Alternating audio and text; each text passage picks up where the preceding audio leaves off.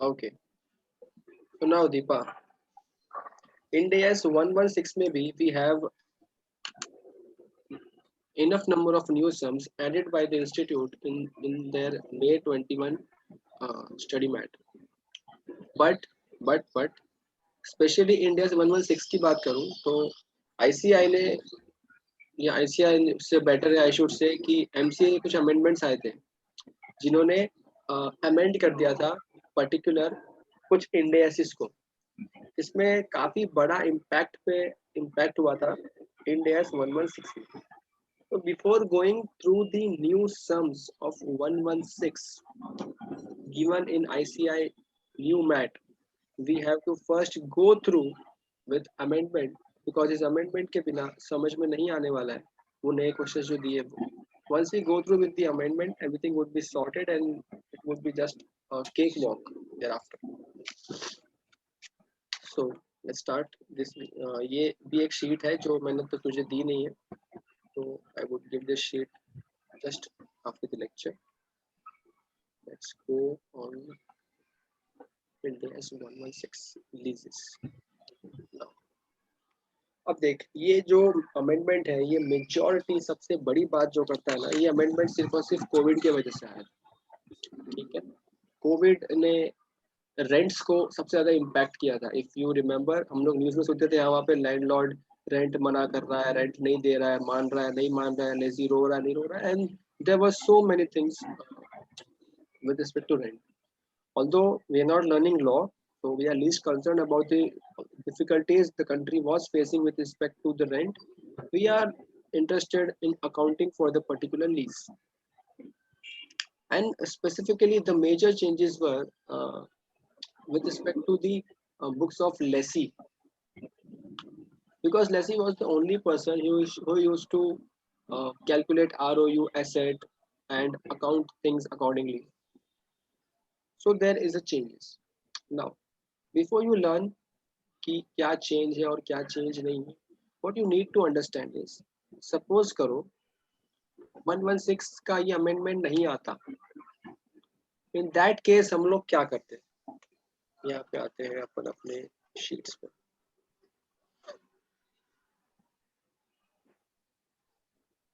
Okay.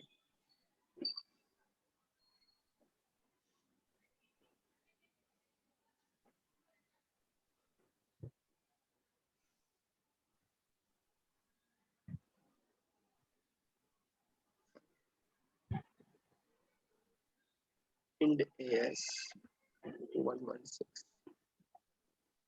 Okay. Suppose करो कि अगर मैं एक simple example लेता हूँ, let us say हमारे यहाँ, let us say क्या, how can I forget this? 24 मार्च से लॉकडाउन लग गया था, 24 मार्च 2020, है ना? अब इस लॉकडाउन लग गया था तो यहाँ पे सपोज कर, अच्छा अपन फिलहाल जो भी बातें कर रहे हैं कुछ देर तक, कुछ घंटे तक सिर्फ और सिर्फ लेसी के पॉइंट से बात करेंगे। ठीक है, नाउ सपोजिंग मेरा रेंट पेएबल था, that was on 30th of March. अब लैंडलॉर्ड किस मुंह से फोन करेगा, देश तो बंद पड़ा है पूरा, फोन नहीं आया। आया अप्रैल, आया मई, और अप्रैल में मुझसे बात हो गया फाइनली, और मैंने बोला यार रेंट देने की कैपेसिटी नहीं दे सकता। लैंडलॉर्ड ने बोला जा तेरे को मैंने 3 months का रेंट वेव्ड ऑफ कर दिया, वेव्ड ऑफ कर दिया। Now supposing we do not have, और सपोजिंग क्या अर्लियर टू 22nd या 24 जुलाई जो अमेंडमेंट डेट था एमसीए का, इसके अंदर before that amendment there was no concept dealing with such COVID-19 special difficulties. So ideally Ind AS पहले भी डील करता था इन चीजों से, एंड वहां पे इंडेक्स को बोलता था मॉडिफिकेशन। क्यों मॉडिफिकेशन? देख, एक लेसी एंट्री क्या मारता था अपनी बुक्स के अंदर, जब इंसेप्शन पे एंट्री क्या मारता था, ROU asset account debit to lease liability, ये एंट्री मारता था। एंड अकॉर्डिंगली हम लोग उसको धीरे धीरे फाइनेंस चार्ज ऐड करते जाते थे, पेमेंट करते जाते थे, एंड अकॉर्डिंगली काम होता जाता था, और ROU को हम लोग डेप्रिशिएट करते जाते थे उसकी लाइफ के हिसाब से। नाउ दीपा प्रॉब्लम ये आ गई है, जो 3 months का रेंट वेव्ड ऑफ हो गया है, कैन आई से अब 3 मंथ का रेंट वेव्ड ऑफ हो गया तो 3 मंथ का जितना पेमेंट तो करना ही नहीं पड़ेगा मुझे. So can I say there should be corresponding decrease in lease liability? जो मैंने कैलकुलेट किया एक लॉन्ग टर्म पीरियड के लिए कैलकुलेट किया था, I need to decrease that lease liability. Now, such waiver, just because it is changing your lease liability, it would be ideally accounted as modification, lease modification. अब इस lease modification में अपन करते क्या थे, हम लोग जिस दिन इसको लीज को मॉडिफाई कर रहे हैं हम लोग उस दिन निकालते थे रिवाइज्ड लीज लाइबिलिटी का वैल्यू. जो हम कैसे निकालते थे कि अब जितना पेमेंट करना है तो पेमेंट कैसे करोगे, सपोज 3 महीने के लिए वेवड ऑफ किया, मैं आज ही निकाल रहा हूँ तो क्या होगा 000 3 महीने के लिए. उसके बाद की जो भी रेंट थी वो रेंट आ जाएगी, मैं वो सबका पीवी निकालूंगा. लेकिन हमने सीखा था मॉडिफिकेशन में प्रेजेंट वैल्यू किस पे निकालते हैं, present value at which date, inception date या modification date, it is modification date. जिस डेट पे मॉडिफाई हो रहा है आपको उस दिन का रेट ऑफ इंटरेस्ट पता करना पड़ेगा और उसी डेट पे आप डिस्काउंट करोगे और निकालोगे नया वैल्यू. सिंपल. अब सपोज करो जो भी इससे तुम्हारा वैल्यू निकलता है, जस्ट फॉर द नेम से एज्यूम कर कि लीज लाइबिलिटी तेरा खड़ा था बुक्स में 10,000 पे, ऐसे करके माफी वाफी करके लीज लाइबिलिटी निकल के आया सपोज कर अभी 8,000. There is a difference of 2,000 which you need to account immediately because modification date आज ही डेट है. तो हम लोग इसके आइडियली क्या एंट्री मारते थे, लीज लाइबिलिटी कम हो गई है तो लीज लाइबिलिटी डेबिट 2,000 टू, इसका इम्पैक्ट सीधा किस पे जा रहा था, आरओयू एसेट पे विच इज 2,000. तो आरओयू एसेट का जितना बैलेंस होगा उतना कम हो जाएगा 2,000 से, लीज लाइबिलिटी 2,000 से कम हो जाएगा. अब क्या होगा, रिवाइज टर्म के बाद में जो फ्रेश अकाउंट चालू होगा वो 8,000 के बैलेंस से शुरू होगा, जो करते थे वही करेंगे. ऑल्दो अभी तक मैंने कुछ नया नहीं बताया, this was what we were doing earlier in case of modification and I am having so much of disturbance from your side there. हाँ, कुछ चकला वकला का रोटी मोटी बेलने का अजीब गरीब आवाज आ रहा है. क्या बात कर रहे हो, कुछ भी नहीं आ सकता. वो आ रहा है आवाज पे, एक सेकेंड. डिस्टरबेंस अभी कुछ बोल.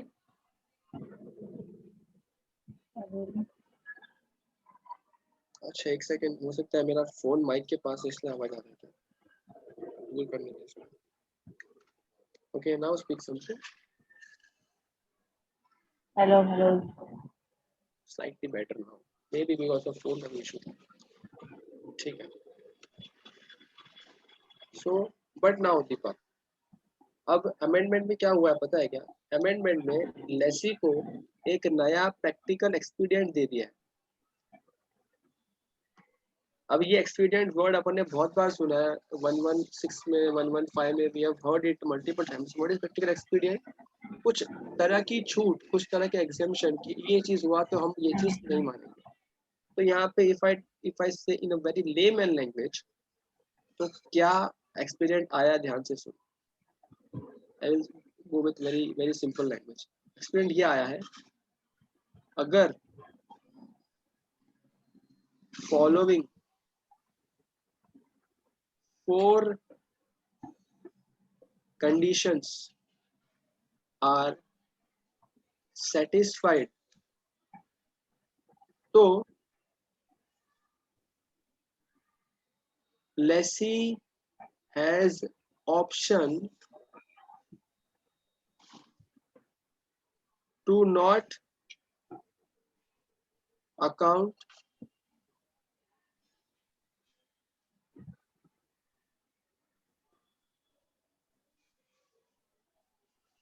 rent concession as modifications.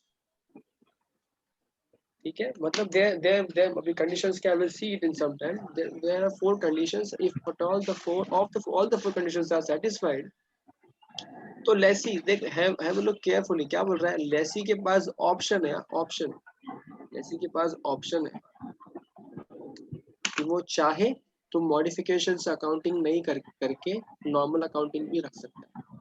Normal कैसे करेगा अपन देखते हैं अभी थोड़ी देर के अंदर, बट ये समझा अगर ये सेटिस्फाइड हो भी जाते हैं तो उसकी मर्जी है, चाहे तो वो still he can account it as a modification and Ind AS rightly allows it easily with no problem at all। यहाँ तक ठीक है? मतलब मेन फंडा समझ रहा है? फंडा ये बिकॉज इंस्टीट्यूट चल जाने दे, जो जो लोग इन IFRS को इंटरनेशनली बना रहे हैं उनका मेन कंसर्न क्या है हमेशा से कि अकाउंटिंग करने वाले को डिफिकल्टी नहीं होनी चाहिए, अकाउंटिंग करने वाले को प्रॉब्लम नहीं होनी चाहिए, अकाउंटिंग वाले का सिर नहीं दुखना चाहिए कि यार एक 3 महीने का रेंट माफ हुआ उसके तो सब कौन सहन करूंगा। समझ रही है? इसे लेसी के लिए फायदा करने के लिए कि यार तुम दुखी नहीं होने चाहिए 116 को, तो इसने उनको सिंपली बोल दिया कि भैया हमको हम समझ सकते हैं कि मॉडिफिकेशन में बहुत दिक्कत आती है, और तो खुद सोचना ये जो मैंने कहा ना, अपने को तो क्वेश्चन में इजीली दिया होता है मॉडिफिकेशन डेट पे क्या रेट होगा डिस्काउंटिंग का। Look at the practicality, discount rate यानी कि जो रिवाइज इंटरेस्ट रेट है जिस दिन चेंज हो रहा है उसी दिन, उस पैंडेमिक के सिचुएशन में how will the person practically go out and reach out for a new rate and then account it accordingly? It is very difficult in practical sense. So that's why they said, okay, you can exercise this practical experience, then an exception that you need not account it as a modification, provided you satisfy the 4 conditions we have mentioned. So this was the outline what I wanted to give you, and it's pretty enough in your mind now कि क्या चीजें हैं क्या चीजें नहीं। Read it from the beginning.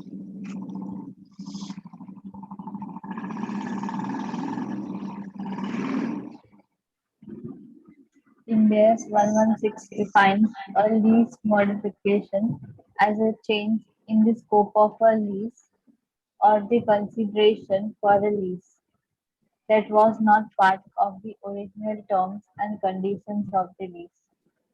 If a change in lease payment results from lease modification, then unless the change meets particular criteria to be accounted for a separate lease, a lessee is required to remeasure the lease liability.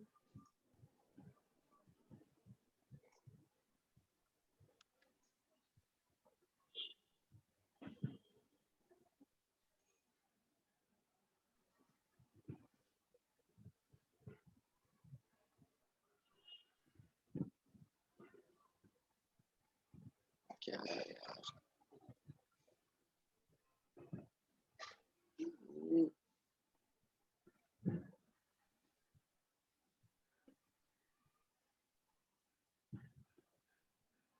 या अरे अपनी colour sheet खोल दिया वापस।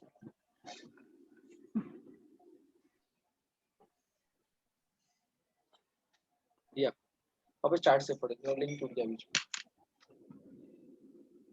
India's 116 defines a lease modification as a change in scope of lease or the consideration of a lease that was not part of original terms and conditions of the lease. If a change in the lease payment results from a lease modification, then unless the change meets particular criteria to be accounted for a separate lease, a lessee is required to remeasure the lease liability by discounting the revised lease payment using a revised discount rate. Amendment. एक second रुक, मेरा pen नहीं चल रहा है, पहले भी इसी के चक्कर में स्टॉप हो गया था शेयरिंग। एक second. Oh, what nonsense is this?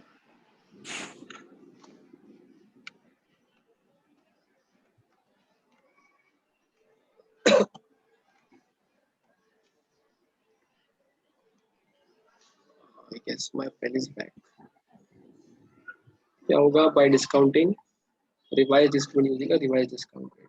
और देखिए यहाँ पे साफ साफ लिखा है, हम लीज मॉडिफिकेशन को change in the scope of lease मानते थे। ये सब कहानी क्यों होती थी, कब होती थी? जब ओरिजिनल लीज टर्म्स का पार्ट के अलावा कुछ और होता था, बट ऑलवेज अगर लीज सपोज करो 24 मार्च के 2 महीने पहले लीज में एंटर किए थे, तो क्या उस टाइम लीज टर्म में लिखा होगा कि अगर कोविड आया तो ऐसा करेंगे, ऐसा लिखा था क्या लीज टर्म में? अगर लिखा था तो मॉडिफिकेशन नहीं है, बिकॉज हमने सीखा है अगर इंसेप्शन पे जो था वही हो रहा है तो मॉडिफिकेशन नहीं माना जाए. But okay, so this was the scenario if there was no amendment. Now amendment gives us another option. Yes, read it. Following amendments have been made with respect to accounting of COVID-19 related rent concessions such as rent holidays and temporary rent reductions. Okay, pardon. Practical experience. The amendment permits lessees as a practical expedient not to assess whether rent concession that occurs as a direct consequence of COVID-19 pandemic and meet specified conditions are lease modifications and instead to account for those rent concessions as if they were not lease modifications. ठीक है, lease modification नहीं हो उसके हिसाब से count करने की permission दे दी गई है. आगे. The amendment does not affect lessors. So keep this Lessors in are mind. required. Lessors are not affected. Lessors are required to continue to assess if the rent concession are lease modifications and account for them accordingly. बस simple सी जो India पहले कह रहा था करने के लिए वही करेंगे, उनके लिए कुछ चेंज नहीं है. और ये अपन ने बहुत पहले बात किया था. अपने एग्जाम्पल में हमेशा अपन क्या देखते हैं, लेसर बड़ा कि लेसी बड़ा. अपन हमेशा क्या सोचते हैं, लेसर बड़ा आदमी है. अरे लेसर बड़ा आदमी तो उसके पास बड़ा टीम है, बड़ा अकाउंटेंट है, बहुत सारे लोग हैं, वो करवा सकते हैं अकाउंटिंग. दिक्कत किसको आती है, वो बेचारे भाड़े पे सामान लेने वालों को. तो इसलिए उन्हीं के लिए सहूलियत है. फाइन. तो कब से बात कर रहे हैं कंडीशन, कंडीशन कौन कौन सी कंडीशन देखो ध्यान से. the key condition for applying the practical expedient are as follows. First condition क्या है आपकी, is the rent concession a direct consequence of COVID-19 pandemic? You need to see, you need to identify, although it would be given in the question कि वो जो concession मिल रहा है rent का, वो concession डायरेक्टली COVID-19 पैंडेमिक की वजह से ही मिल रहा है. कोई और वजह होगा ना तो कंडीशन वेल सेटिस्फाइड नहीं होगा. ठीक है. So you need to ask this question, and if the answer is yes, you should ask second question, which is the revised consideration for the lease substantially the same or less than the consideration the lessee immediately preceding the change? Now what is the ध्यान से देख पहली बात तो ये rent concession जो है ना, इस कंसेशन कई बार लोग गलत समझ लेते हैं. कंसेशन मतलब यही नहीं है कि पैसा कम कर देना. Concession includes everything and anything like concession मतलब decrease in rent, forever नहीं है, only for a particular period. कौन से पीरियड अपन बात करते हैं. बट कंसेशन का मतलब है रेंट कम होना, या फिर उसका मतलब है रेंट का वेवर करवाना, रेंट पूरी माफ कर देना, या फिर उस कंसेशन का मतलब एक और है विच इज डेफरमेंट. पता है बहुत सारे ओनर्स लोग बहुत ज्यादा जिद्दी थे. What they told that okay boss, we understand there is a pandemic and you cannot pay us right now because you're not having any business right now, but what would we decide mutually is ठीक है आपका 3 महीने का rent आपको नहीं देने की फिलहाल पॉसिबल नहीं है, ठीक है आप 3 महीने का रेंट मत दो. अब एक काम करना, अगली साल जस्ट एग्जांपल से कि मेरा अप्रैल में जून 2020 का रेंट मेरा वेव ऑफ डेफरमेंट के लिए बोल रहा है. तो क्या बोल रहा है, अब जैन सॉरी अप्रैल में जून 2020 का रेंट आप अभी मत दो. You stay home, relax, take care of yourself. Next year आप क्या करो, अप्रैल 21, मई 21 और जून 21 में मुझे डबल रेंट दे देना. So what is this? This is deferment. This deferment is also covered in the definition of concession. So keep that in mind. Concession doesn't only mean कि rent माफ होना या rent कम होना. It also means deferment because deferment also ensures कि आपको एक सहूलियत मिल गई है कि okay we can pay it later on. ठीक है. सो ये डेफरमेंट हो या वेवर हो या रेंट कम होना हो, डायरेक्टली होना चाहिए कनेक्टेड पैंडेमिक से.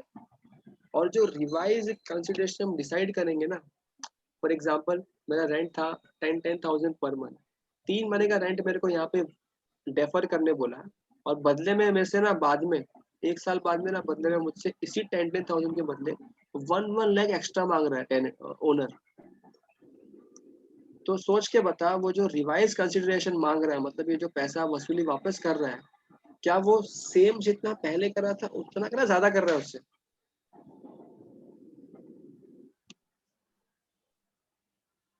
ज्यादा ही कर रहा है।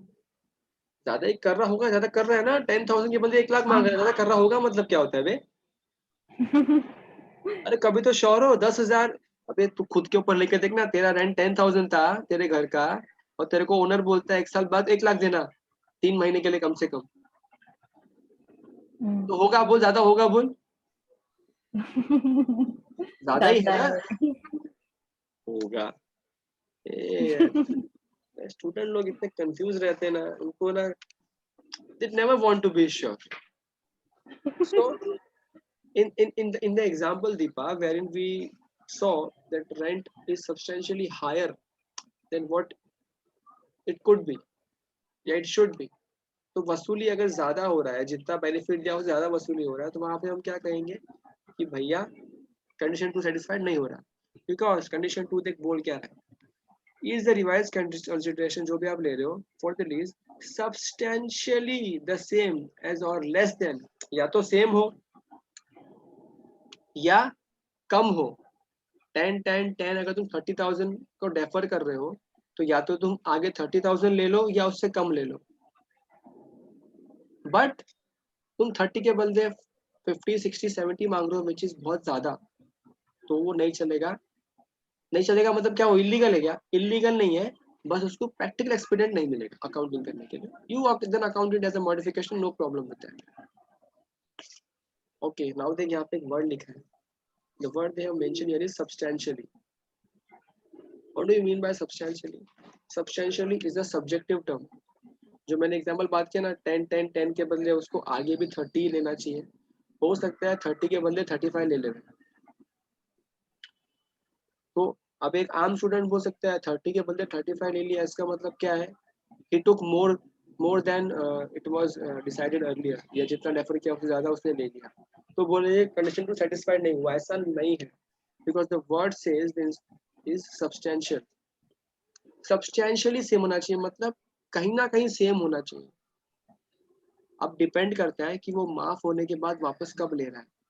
सपोज कर वो माफ आज कर रहा है, तेरा लीज का टर्म है 10 साल का, और वो बोल रहा है एक काम करना ना, 10 साल बाद दे देना, जो आज 3 महीना माफ कर रहा हूँ तेरे को ना, वो 10 साल बाद मेरे को वापस दे देना 3 महीने में बढ़ा के।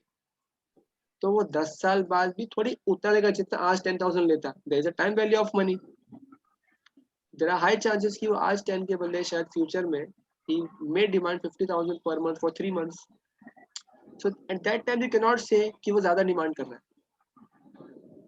ठीक है। बट अगर जैन सपोज कर वो अप्रैल में जून का डेफर कर रहा है और बोल रहा है जुलाई अगस्त सितंबर में देना पड़ेगा तेरे को, एट दैट टाइम अगर वो 10 के बंदे 20 मांग रहा है पर मंथ का, जिसका मतलब क्या है, ज्यादा वसूली कर रहा है वो, तो फिर वो सेटिस्फाइड कंडीशन नहीं होगा, यही माना जाएगा।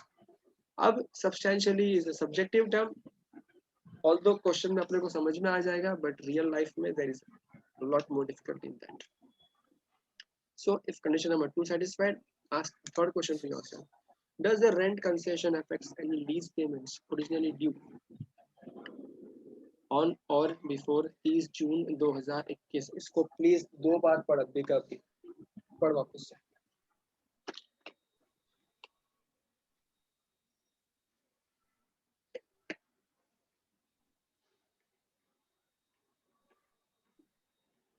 Are you listening to me?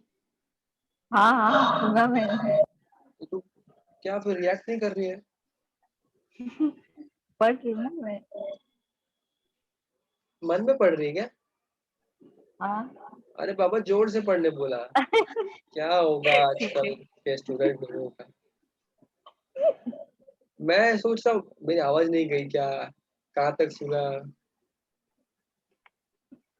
Does the rent concession affect only lease payments originally due on or before 30 June 2021? एक और बार पढ़।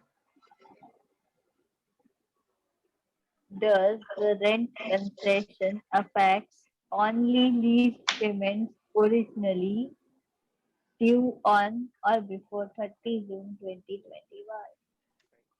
एक ध्यान से इसको समझाने का प्रयास करता हूँ। Example on condition 3। Example suppose कर अपने इसी पैंडेमिक की बात करते हैं। अप्रैल 20, मई 20, जून 20। सपोज करो मेरा 11,000 का रेंट था पर मंथ का, एंड ये मेरा लीज है ना, ये मेरा लीज टोटल 2 साल के लिए और है यहाँ से, ठीक है। We have good 2 years period left. What the online lord says कि पापा एक काम करना ना, तू एक काम करना, अप्रैल में जून का जो रेंट है ना 1000 तू मत दे अभी, don't give it now, don't give. What you do is you pay me the same rent in June 21, July 21 and August 21। ये इनका लीज टर्म के अंदर का ही पीरियड है। तो इस पीरियड में भी बेसिक रेंट तो क्या होगा 1000 पर मंथ तो डिसाइडेड होगा पहले से। बोला इसमें क्या कर, तो 1000 और दे दे, यानी कि उस पीरियड में क्या हो जाएगा, उस पर्टिकुलर 3 महीने के लिए क्या होगा, 2-2 हज़ार रेंट लिया जाएगा। उसके बाद का जो पीरियड है यानी कि सितंबर 21, वही जो 1000 था वही देगा। सिंपल सी कहानी है, उसने कंसेशन को फुलफिल कर दिया। सो नाउ ये जो डेफर हुआ इस पीरियड के लिए, कंडीशन नंबर 3 आपको ये बोलता है कि जो कंसेशन है ना, जो कंसेशन दिया जा रहा है, वो कंसेशन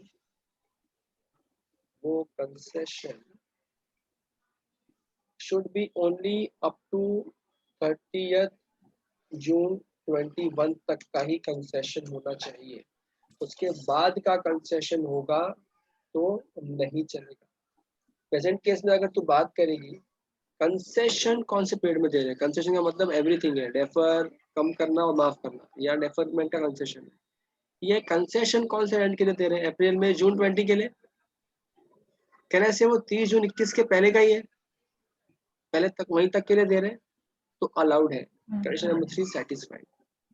अच्छा, अब student says a question, sir ये लेकिन जो वसूली हो रहा है कंसेशन का फायदा तो कब तक मिल रहा है, अगस्त 21 तक मिल रहा है, और अगस्त 21 तो कब है, जून 21 के बाद है, तो इसके बाद हो गया ना। बट इट्स ओके, आपको इस रास्ते पे नहीं जाना है। वापस ओनर वसूली कब कर रहा है, none none none of our business, ठीक है, इट्स ओके, बिकॉज वो जस्ट एक रियलाइजेशन ऑफ रेंट है। लेकिन रेंट माफ कौन से पीरियड का हो रहा है, जो सहूलियत है वो कौन से पीरियड के लिए मिल रही है, 30 जून के तक के पीरियड के लिए मिलनी चाहिए। इसका मतलब ओनर के पास अथॉरिटी है, मतलब अथॉरिटी के इन द सेंस इंडिया 116 के हिसाब से, सपोज जून, सपोज यहाँ से कंटिन्यू करके, अब एग्जाम्पल कंटिन्यू करते हैं, एग्जाम्पल 1 खत्म हो गया, एग्जाम्पल 2 पे आ गए।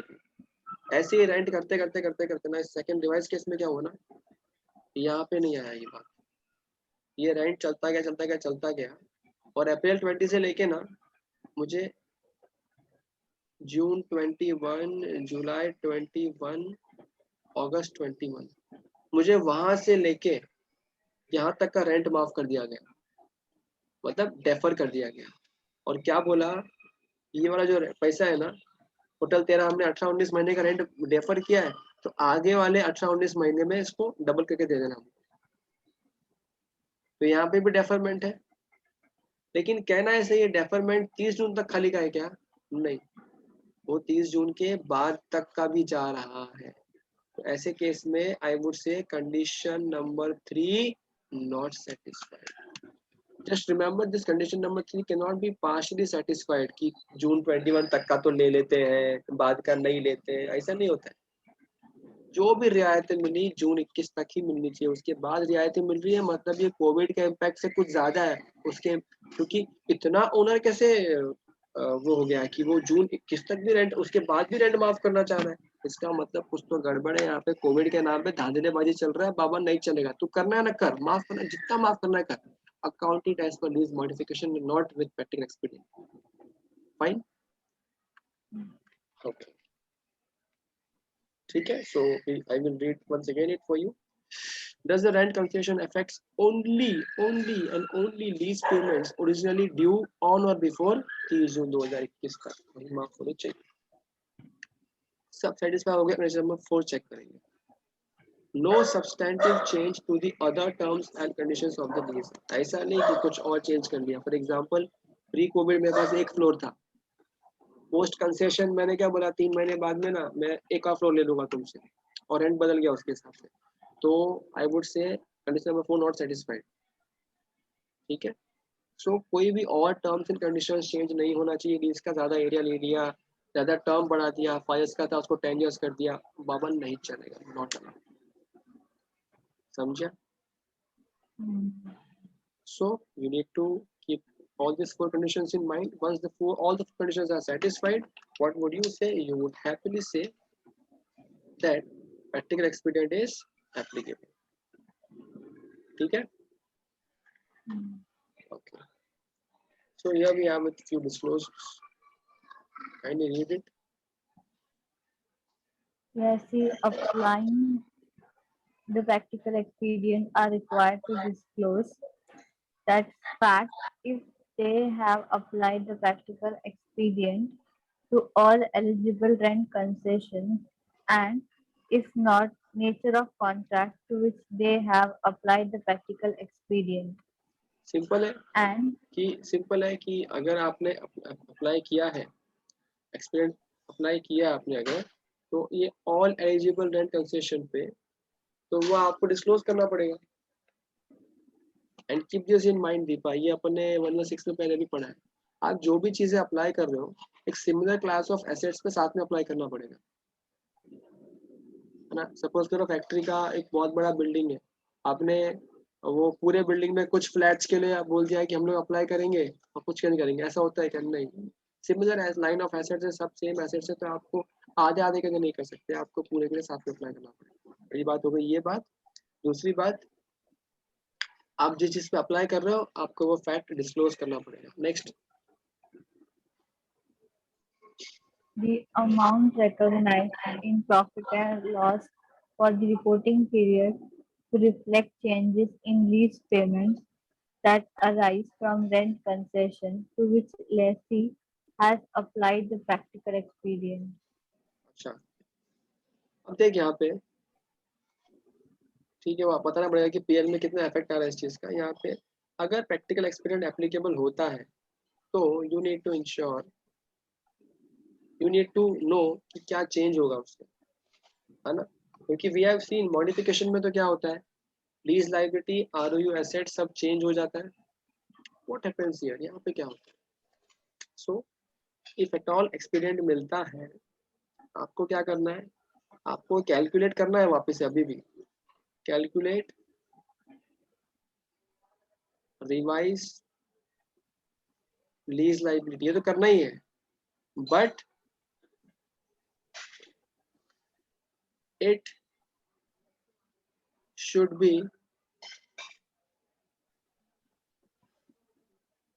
discounted at the rate at या on inception date। ये सबसे बड़ा बेनिफिट क्या बोल दिया उन्होंने, देखे कि बाबा रीज लाइब्रेरी तो आपको अभी भी रिवाइज करना पड़ेगा। अरे दीपा सिंपल सी कहानी, अगर 6 महीने का रेंट माफ कर रहे हैं तो जो लीज लाइब्रेरी वहां पे दिख रहा है कितना अमाउंट देना है मेरे को फ्यूचर में, वो तो गलत हो गया ना। अगर डेफर भी कर रहे हैं तो टाइम वैल्यू ऑफ मनी की वजह से चेंज हो जाएगा, और डेफर नहीं, सपोज कर बहुत सारे पार्ट में तो ऐसे हुआ कंट्री में जहाँ पे माफ ही कर दिया, 6 महीने का रेंट माफ कर दिया। तो डोंट यू थिंक वो जो लीज लायबिलिटी वहां पे लिखा हुआ है अगर वो चेंज नहीं होता है तो It would not give true and fair view to the users of financial statement. Users would imagine that such amount, the huge amount is payable to the landlord in near terms, but actually the 6 months rent is already waived off. तो आपको वो change करना होगा, लेकिन modification में हम लोग rate कौन सा लेते हैं, द डेट जिस दिन मॉडिफाई हुआ उसका रेट. यहाँ पे what will we take the rate on inception date only. ठीक है, okay. What else, just remember ROU asset won't get impacted with above entry. अब सर आपने ये क्या बोलते हैं, यही तो मजे की बात है. जब आप मॉडिफिकेशन कर रहे थे तो आप स्ट्रेट अवे क्या बोल रहे थे, लीज लायबिलिटी अकाउंट डेबिट, जो भी रिवर्स कर रहे हो टू ROU एसेट. यहाँ पे तुम ऐसा नहीं करते, तुम ROU एसेट को चेंज नहीं करते, ROU asset as it is रहता है. तो सर अपन जब एंट्री मारते हैं हम लोग यहाँ पे, फिर एंट्री क्या मारते हैं, मैं थर्ड पॉइंट को नेक्स्ट पेज पे खींच के लेके आ रहा हूँ. हम लोग यहाँ पे एंट्री मारते हैं, वही है, लीज लायबिलिटी कम तो हो ही रही है, lease liability would get debited, credit क्या होगा, profit and loss account. Because ये डायरेक्टली फायदा हो गया ना तुम्हारा. तो भाई जो भी अभी अपन कहने की बात भी तो करते हैं कि अल्टीमेटली टेनेंट को ही तो फायदा होता है, कम देना पड़ रहा है या लेट देना पड़ रहा है, अल्टीमेटली टेनेंट को कुछ तो फायदा हो रहा है. वो फायदा कहाँ जाना चाहिए, वो PL में जाना चाहिए, ना कि ROU एसेट से कम होना चाहिए. और स्टैंडर्ड चीज और एज्यूम करता है कि भाई अल्टीमेटली तुम्हारा बिजनेस बंद है, लेकिन तुम उस जगह को इस्तेमाल तो फिर भी कर रहे हो, है ना. सपोज कोई कंपनी का गोडाउन था, अगर वो गोडाउन कंपनी सामान बेचने के लिए नहीं यूज करती और सिर्फ अगर सामान रखने के लिए भी यूज करती, तो सामान तो गोडाउन में पड़ा ही है ना. ओनर डिडंट कम एंड से कि आपका सामान जरा अपने खाली कर दो 3 महीने के लिए, जरा रेंट नहीं भरना 3 महीने खाली, ऐसा होगा क्या, नहीं होगा. प्रैक्टिकली आप यूज तो कर ही रहे हो ना. तो how does it matter why you want to reduce ROU asset. तो स्टैंडर्ड सेज प्रैक्टिकली आपका क्लियर बेनिफिट हुआ है, उसके हिसाब से आप उस बेनिफिट को PL में ट्रांसफर कर दो, लीज लायबिलिटी का ट्रू वैल्यू पे लेके आ जाओ, and that's it, you are good to go. समझा, ये 3 चीजें होंगी यहाँ पे, तो ये तुम नोट कर लेना जब भी करोगे तभी. Okay, the last thing before we jump to the sum, effective date. What is that? The RESI is applicable for annual reporting period beginning on or after 1st April 2020. Okay. In case थांबा. COVID-19 कब आया था, 24 मार्च 2020 में. अच्छा, now rather I should improve my question. COVID-19 का lockdown मार्च 2020 में आया था, लेकिन before that China got impacted, US got impacted, there were many other countries who got impacted much earlier than India, and they announced lockdown in their respective countries much before that. Correct? So now, anyway, जो fresh financial year start होता है दीपा, वो start कब से होता है, उसके pandemic के जस्ट बाद से, अप्रैल 2020 से. तो हमने क्या बोला, इफेक्टिव डेट क्या होगा स्टैंडर्ड. अच्छा, याद रहे ये सब अमेंडमेंट कब आए थे, 22 अप्रैल को. एक सेकेंड एग्जैक्ट डेट देख लेते हैं ना, बार बार गलती नहीं करेंगे.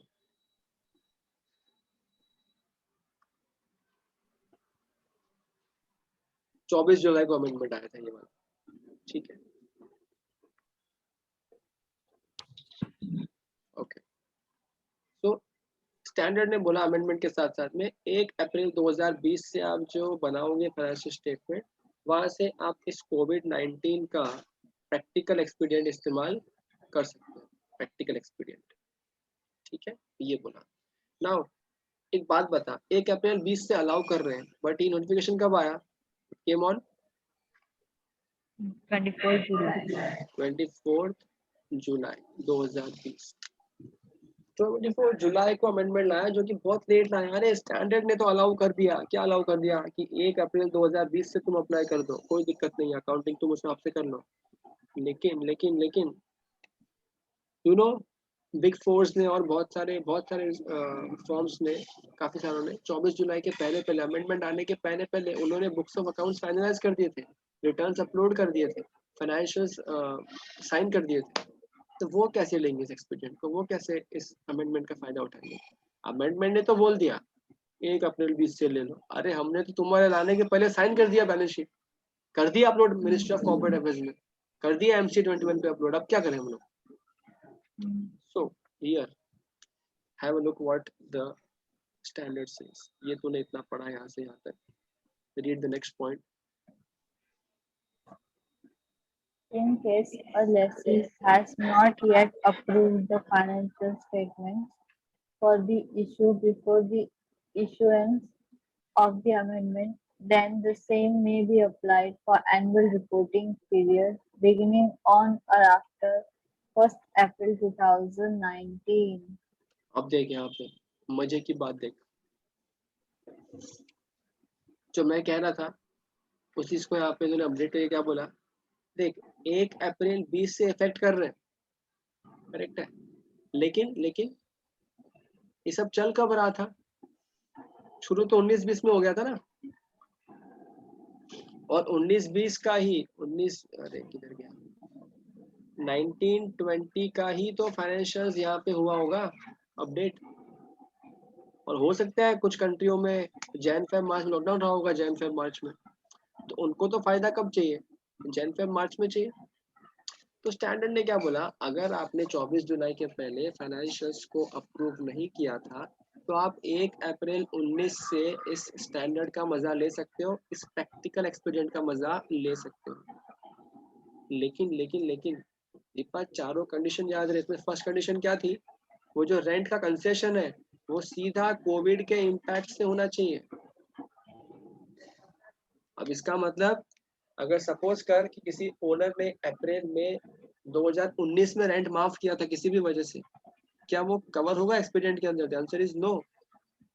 1 अप्रैल 19 से हम लोग कवर कर रहे हैं, लेकिन कौन सा पार्ट? सिर्फ वो पार्ट जब पैंडेमिक रहा होगा रिस्पेक्टिव कंट्री में, because you know we are studying सब कुछ ग्लोबल लेवल पे, तो ग्लोबल लेवल पे वो लोग इसी तरह से चीजें फ्रेम करते हैं कि पूरे हर कंट्री को उसको अडॉप्ट करने में आसानी हो। लेकिन दीपा ये तो हुआ ये question, but the question comes what if we have approved the financial statement before this date, how will we use this expedient? So read the next line.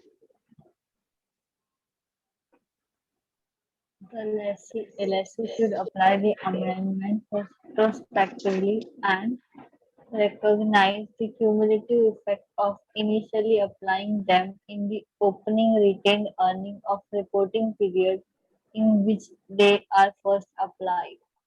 Simple. This is as good as kind of change in accounting policy. तो अब उन्होंने बोला no matter, अगर आपने balance sheet sign कर दिया तो कोई दिक्कत वाली बात नहीं है।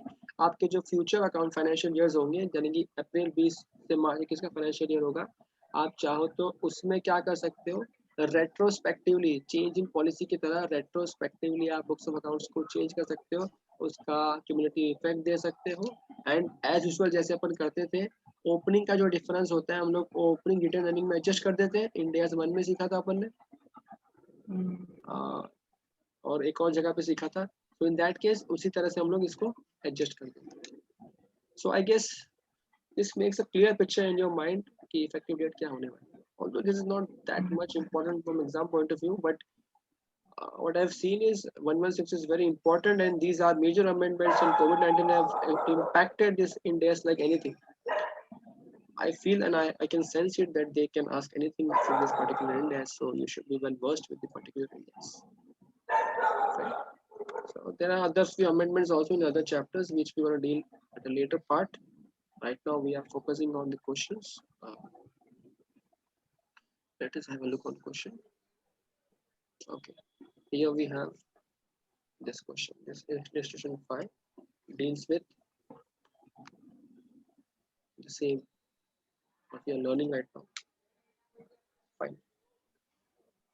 It is a simple question, and I would love if you can answer these questions. Yeah, please proceed further. Great. A lessee enters into a 24-month lease agreement on 1st Jan to 2020. The monthly payment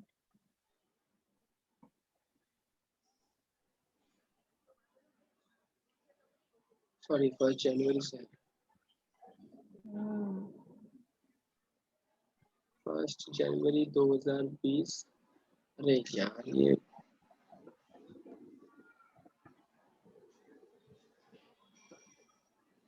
फिर भी नहीं आया।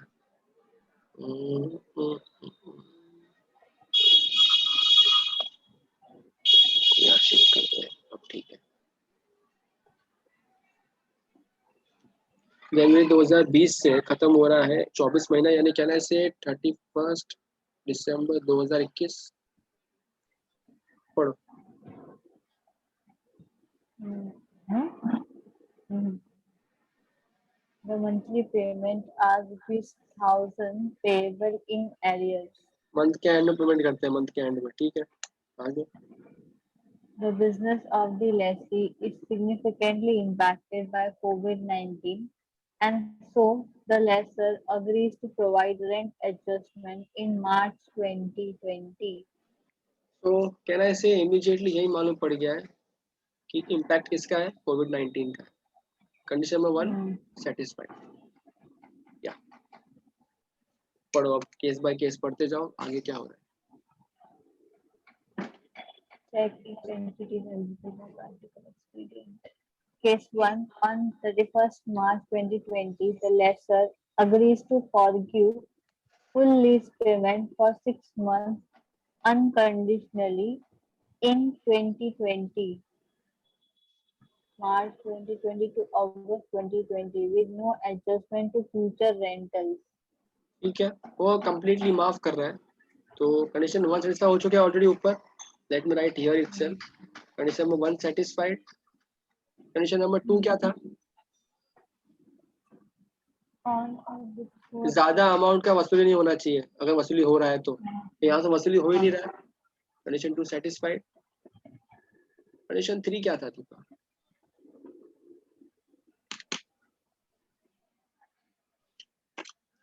Need to ensure, मेरे साथ साथ पढ़ो। वाला था, on or before 30 जून के रिलेटेड ही होना चाहिए। हाँ, कंसेशन उस पीरियड का होना चाहिए। ये तो यहाँ पे ऑलरेडी अगस्त 20 तक खत्म हो जा रहा है, तो I can say condition number 3 satisfied. Condition 4 क्या था?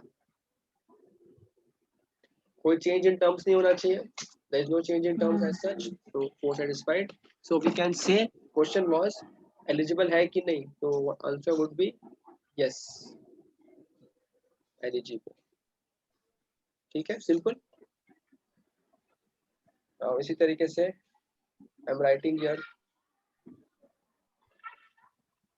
you need to just say satisfied or not। Start करो पढ़ना। वन सेटिस्फाइड हो गया ऑलरेडी ऊपर ही, पहले ही पढ़ो आगे।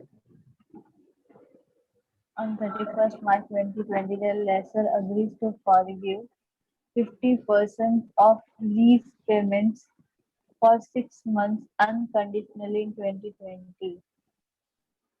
With no adjustment to future rent. And I say again, second satisfied, third be satisfied, and fourth be satisfied है। So this is again yes, eligible। Yes, next read करो।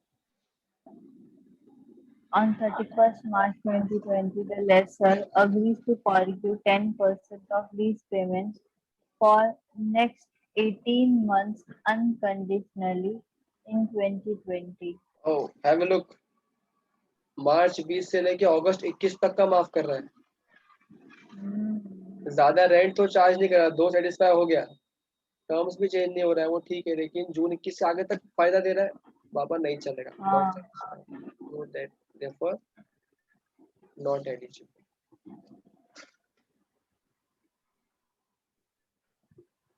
आगे On 31st March 2020, the lessor and lessee agrees to increase monthly lease payments by 20%.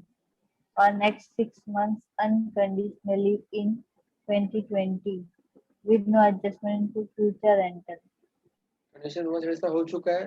Condition 2 क्या बोलता था? ज्यादा वसूली नहीं होना चाहिए. ज़्यादा नहीं। ये तो ज्यादा वसूली कर रहा है. ये तो रेंट भी बढ़ा दिया ऊपर से. But not satisfied. तो 3/4 का देख के फायदा क्या है? Is already not eligible. Yes. Next. On 31st March 2020, the lessor agrees to defer 10 months of payment unconditionally in 2020. मार्च 20 से दिसंबर 20 का रेंट माफ कर रहा है. बजट इसका हो चुका है पहले से. और 2 का अपन चेक करते हैं. But 3 satisfied. जून 2020 पहले खत्म हो जा रहा है. Next.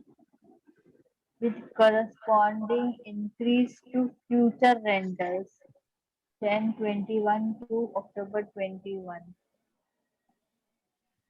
This implies that in lieu of monthly lease rental of 1,000 from March 2020 to December 2020, the lessee will have to pay 2,000 from Jan 2021 to October 2021, and future monthly lease rentals from November 21 will continue to be 1,000. Can I से already अपने example में cover हो चुका था same चीज. हाँ 6 महीना माफ किया. 6 महीने का अपन वसूली कर रहा है. वसूली कब कर रहा है? भाड़ में. ज्यादा वसूली कर रहा है क्या? नहीं ना. औकात में वसूली कर रहा है. Number 2 satisfied. 3 satisfied. 4 already satisfied हो चुका है. टर्म्स चेंज नहीं हो रहा है. तो फिर eligible. I hope you are getting grip with conditions. Okay पढ़ो.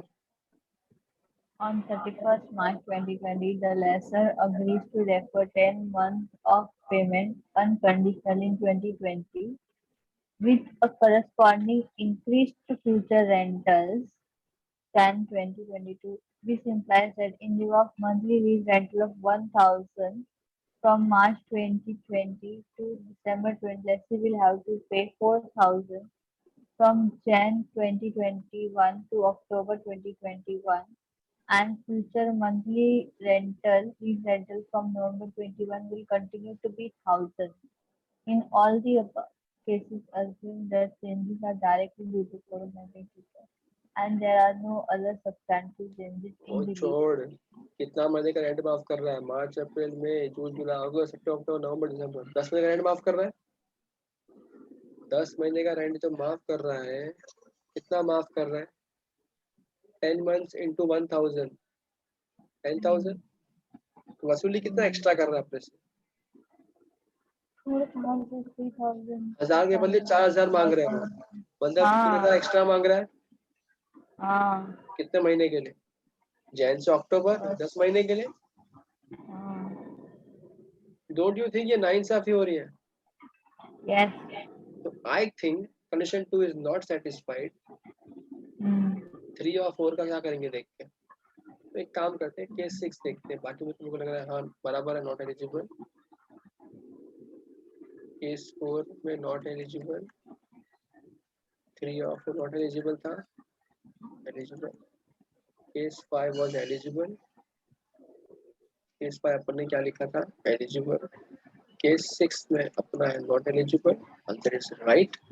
As increase 3,000 per month is not corresponding to the reduction provided earlier 1,000 per month. 1000 के मतलब 1100 मांगता ना 1100. एक बार के लिए मान ले चलना कोई बात नहीं. टाइम वैल्यू मांग रहा होगा. ये तो 3,000 एक्स्ट्रा मांग रहा है. ऐसी की तैसी तेरी. Does this make the agreement illegal? The answer is no. It would just ensure that lessee should not apply practical experience. Okay, pretty interesting and simple question. Let's proceed with this question number 6. Yeah.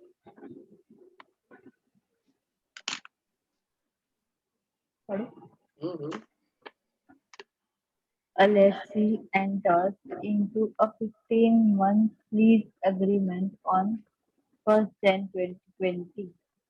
The monthly payments are 1,000 payable in arrears. Okay. 15 months का lease है. 1st Jan 2020 से. Question number 6.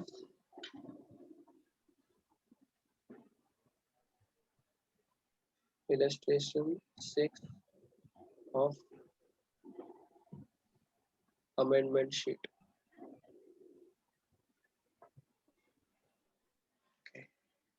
तो मैं start कर रहा हूँ मेरा lease 1 जनवरी 2020 से।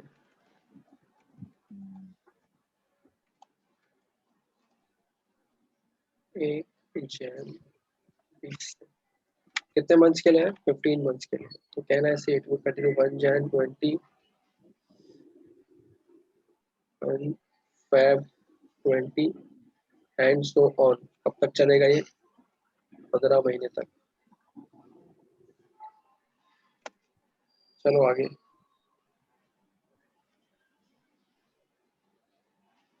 Monthly payment houses payable in arrears. The business of the lessee is significantly impacted by COVID-19, and so the lessor agrees to provide a rent concession. On 31st March 2020, the lessor agrees to forgive 6 months of payment unconditionally in 2020 with no adjustment to future कब rent. हुआ ये? कब हुआ ये? 31 मार्च को इन्होंने फैसला किया, फोन पे बात किया होगा कि भाई यार नहीं हो पाएगा रेंट देने का बात। 6 महीने का रेंट माफ कर रहा है। कौन सा? मार्च 20 से अगस्त 20। तो ये यहाँ पे होगा 1 March. Let me write actually better understand things. Although I am writing 1 Jan, payment कब हो रहा है? जैन के एंड में हो रहा है, लिखा है पेमेंट इन एरियर्स। ठीक है, मार्च 20, अप्रैल, मई, जून, जुलाई, अगस्त, सितंबर, अक्टूबर एंड सो ऑन। माफ क्या कर रहा है मुझे वो? मार्च से लेके मार्च, अप्रैल, मई, जून, जुलाई, अगस्त, ये रेंट माफ कर रहे हैं। अच्छा, मेरी रेंट थी कितनी? बट ऑब्वियस मेरी रेंट थी पहले से 1000 पर मंथ की रेंट था वो। ओके, आगे। With no adjustment to future rentals, मतलब फुल वेवर है, assume फुल वेवर है, मतलब कोई डेफरमेंट नहीं है। आगे। assume incremental borrowing rate on 1st Jan 2020 is 12% and that on 31st March 2020 is 9%. 1 Jan was inception date Yes. and 31st March is modification date अगर आप accounting करते हो मॉडिफिकेशन के हिसाब से। So if you take practical expedient आप 12% लोगे, if you do not take it you will take 9%। Question में दो रेट देगा, you need to identify. Okay, आगे। So the accounting impact in case the lessee decides to take practical expedient. So Okay. the adjusting entry on 31st March 20 and also lease liability schedule in year 2021. Okay. Have a look on the word unconditional. बिना किसी condition के वो 6 महीने का माफ कर रहा है। और ये बात मुझे 31 मार्च को मालूम पड़ गई है, बुक्स क्लोज करने के पहले मालूम पड़ गई है कि मार्च का रेंट भी नहीं देना है और अगले 5 महीने का रेंट भी नहीं देना। तो मैं कहाँ पे खड़ा हूँ दीपा? मैं किस डेट पे खड़ा हूँ जब हिसाब कर रहा हूँ? 31 मार्च 2020 पे खड़ा हूँ। ठीक है, एंड हमने क्या बात किया है? हम एक्सपीरियंस ले रहे हैं। तो let's see what we do here. देख, पहले क्या करता हूँ ना, पहले मैं let me try to make an image in your mind and then we shall proceed. Presently if I say 1 Jan को जब मैंने कैलकुलेट किया होगा, जब मैंने ROU एसेट बनाया होगा, तो कहना है इससे अच्छा अभी क्वेश्चन में और कोई इन्फॉर्मेशन नहीं है, तो जो मैंने बनाया होगा मैंने क्या एंट्री मारा होगा? ROU asset account debit to lease liability. Lease liability कैसे आया होगा? Present value of cash outflows. And 1 Jan को तो आई वाजंट अवेयर कि क्या होने वाला है जीवन में। 1 Jan को तो मैंने सिंपलीफाइड में बनाया होगा सब कुछ। 15 मंथ्स का कॉन्ट्रैक्ट था दीपा, एंड सबका आउटफ्लो सेम है, तो I can use present value वो PVIF है, annuity factor.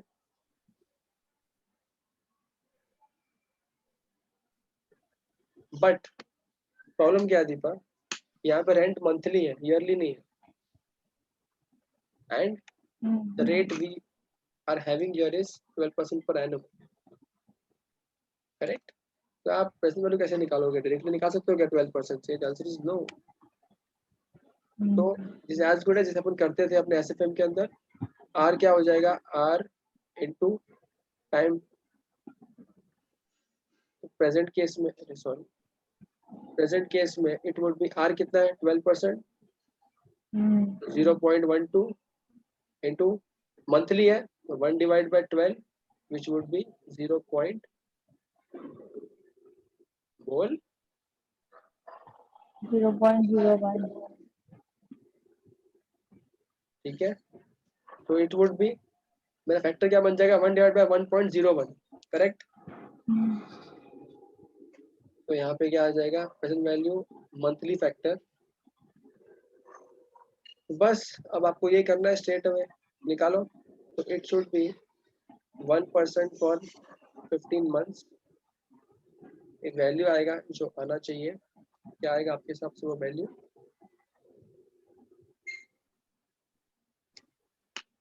One divide by 1.01 equal to m plus equal to m plus equal to m plus करना है आपको 15 बार, इनटू करना है 1000।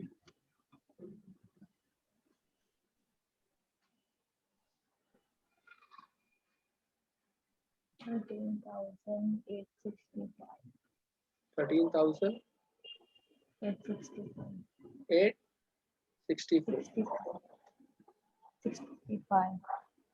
एक रुपए के लिए क्या करेगी?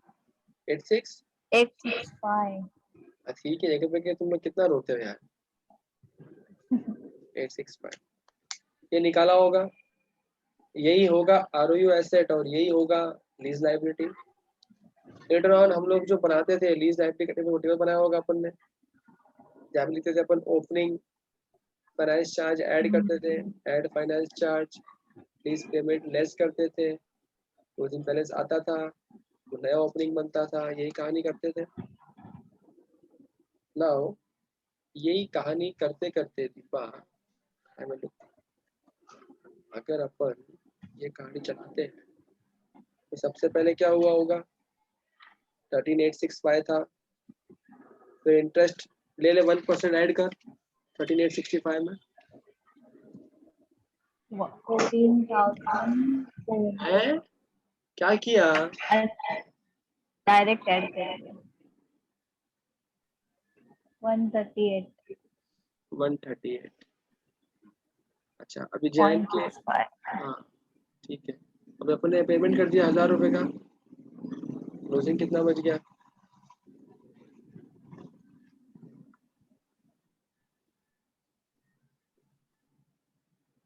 13,003। 13,003। नेक्स्ट मंथ में क्या हुआ, 13,003 आया, अगेन हम प्लस कर देंगे 1% निकाल 130 कर दे, प्लस 1000 लेस कर दे उसमें से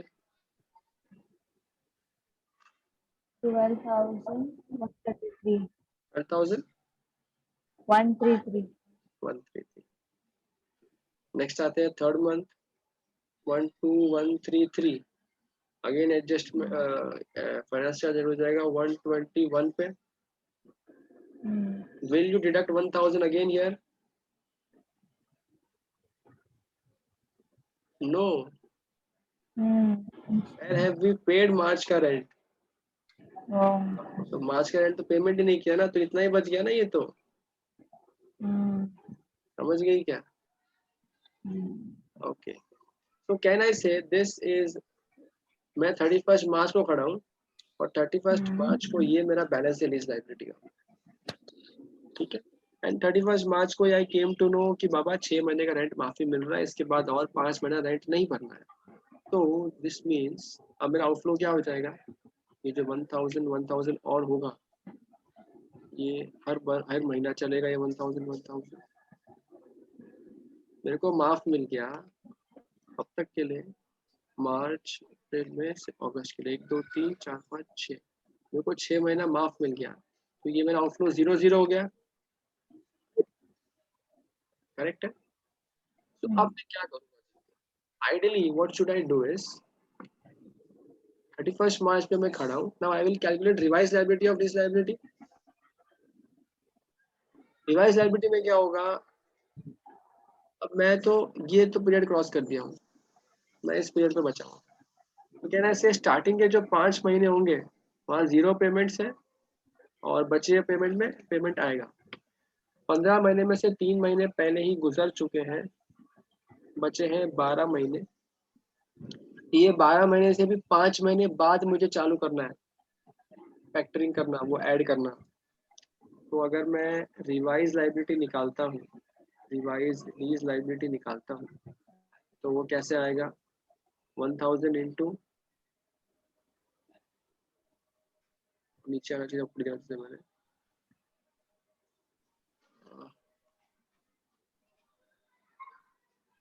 1000 इंटू क्या है मेरा रेट 1%। अब पीरियड में यहाँ लिख नहीं रहा, मुझे कंफ्यूज मत कर खुद को, पूरे 12 मंथ्स का नहीं लेंगे अपन, 1 2 3 4 5 हटा दिया, बचे हुए का ले ले, मेरा कैलसी देख तू ही कर,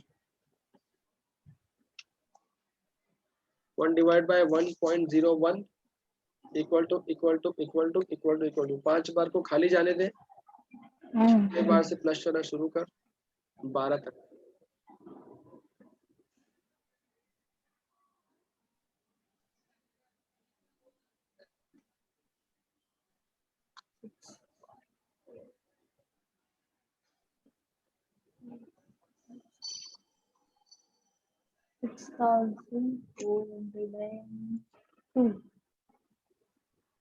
सिक्स 6402, ठीक है।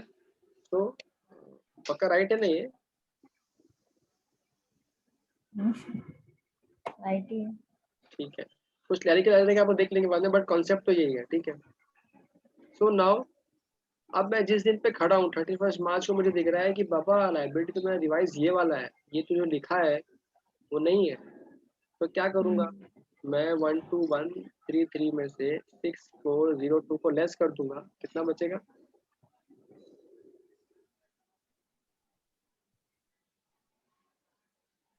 5731।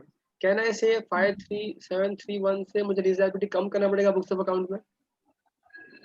ये मैं कम कैसे करूंगा, lease liability account debit 5711 to profit and loss account 5711। अच्छा, it would it impact on ROU asset? The answer is no. It would keep on depreciating the way it was depreciating earlier with no impact at all. ठीक है। Now supposing तुझसे यहाँ पे पूछा है कि future years में क्या होगा, ये तो मैंने कब मारा है, 31 मार्च को मारा। व्हाट अबाउट इन अप्रैल, अप्रैल 20 में क्या एंट्री मारूंगा। अब देख यहाँ पे हल्का सा चेंज देख, ओपनिंग है, फाइनेंस चार्ज आता है, फिर क्या आता है, पेमेंट्स, फिर आता है क्लोजिंग। ओपनिंग आ जाएगा 5711 for April, finance charge plus 1% कर दे 57 31 क्या 31 बोल रहे हैं,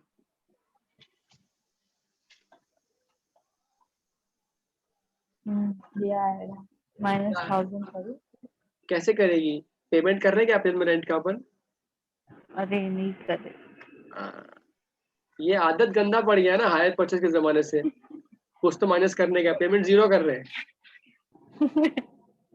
बोल कितना आया, 5788। नेक्स्ट मंथ फिर क्या होगा मई के अंदर, 5788 इंटरेस्ट 57, पेमेंट अभी भी कुछ नहीं कर रहे, 5845। एंड सो फोर्थ, ऐसे चलते जाएगा। लेकिन याद रहे 5 महीने बाद में पेमेंट, रेंट का पेमेंट जाना शुरू हो जाएगा। अल्टीमेटली लास्ट में ये बैलेंस 0 हो जाना चाहिए, इसका मतलब आपका सम राइट है, आपने सही तरीके से सम को किया है। सम का फ्लो समझ में आएगा दीपा? ठीक है, नॉट डिफिकल्ट, वेरी सिंप्लीफाइड है।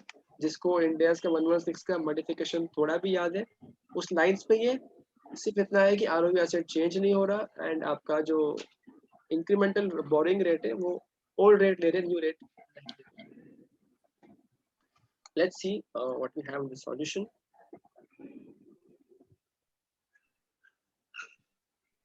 ये देख, ये आप मिस्टेक हो सकती है बच्चे की, बट पेमेंट मार्च में नहीं जा रहा है, तो कैसे पेमेंट आएगा?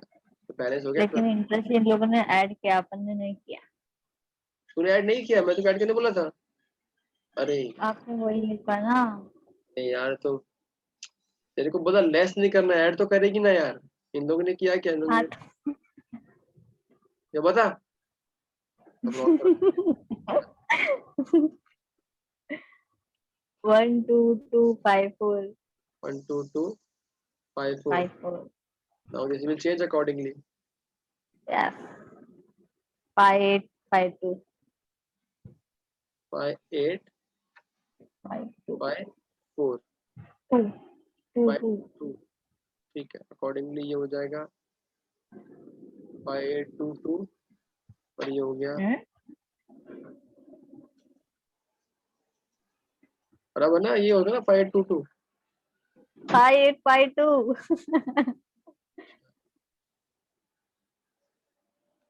ये मैथमेटिकल काम है, ठीक है ना, तो समझ गए ना, समझ करने का है। ठीक है, अकॉर्डिंगली ये चेंज हो जाएगा अभी 5 8 2 2 58। क्या होगा भैया? लेना देना नहीं है बाकी, ठीक है।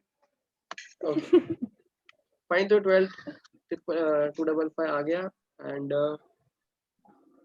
एप्लीकेबल कैसे करेंगे? वही विल राइट 4 कंडीशंस जो मीट हो चुकी है।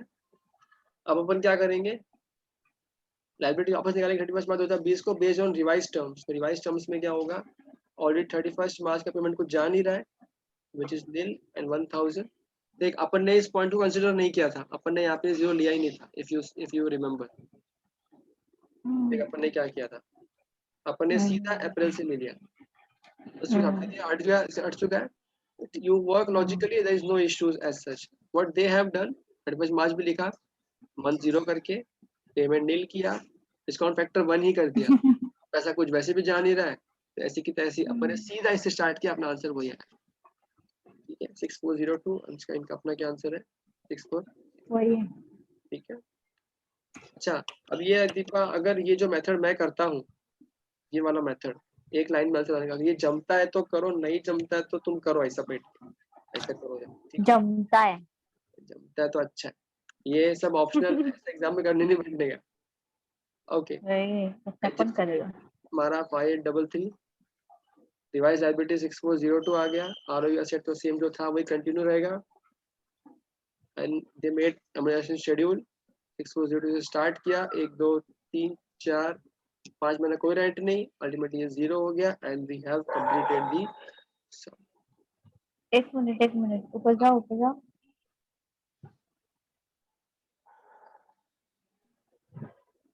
और कितना ऊपर जाऊं? रुको ना, नीचे देखने तो दो। ये लोग ने 6402 से स्टार्ट किया, अपन ने माइनस करके अमाउंट स्टार्ट किया।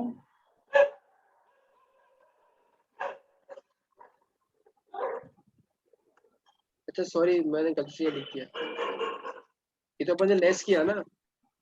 हट, इसमें इसको अभी ठीक करता हूँ यार, पूरा हटा देता हूँ, ये काटम काटी हुआ यही से होगा ना। रिवाइज लायबिलिटी तो यही है ना दीपा, ये तो जो अपन ने एंट्री मारा क्या था वो 5822 3 5 5852 52 था ना यार। 5 5 2 यार लोग ढंग से लिखूंगा, अब एक तो राइटिंग गंदा हो गया मेरा। 5852 यहाँ पे भी सेम, ठीक है। एनीवे देख ना, अपन एंट्री में तो ये मारा है ना, अपन ने क्या किया है 5852 से अकाउंट को कम किया है। मेरा लॉजिक जागता है, कुछ होती रहती है क्या? मैंने कहा ना मेरे को कॉन्सेप्ट समझाने को बहुत मजा आता है, ये मैच खेलने को मेरे को मजा नहीं आता। तो कॉन्सेप्चुअली जब तुमने लीस्ट लाइबिलिटी को कम किया होता है तो क्या बचेगा, 6.02 बचेगा ना।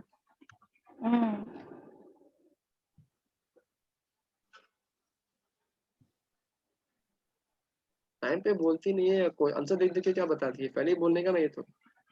6402 64 जो भी एक वैल्यू आएगा वो and so on so fourth, ये 5 महीने के लिए 0 रह जाएगा। इन शॉर्ट देखो फ्लो समझ में आ गया होगा, बाकी तो ठीक है, it's just a mechanical method. Now Deepa,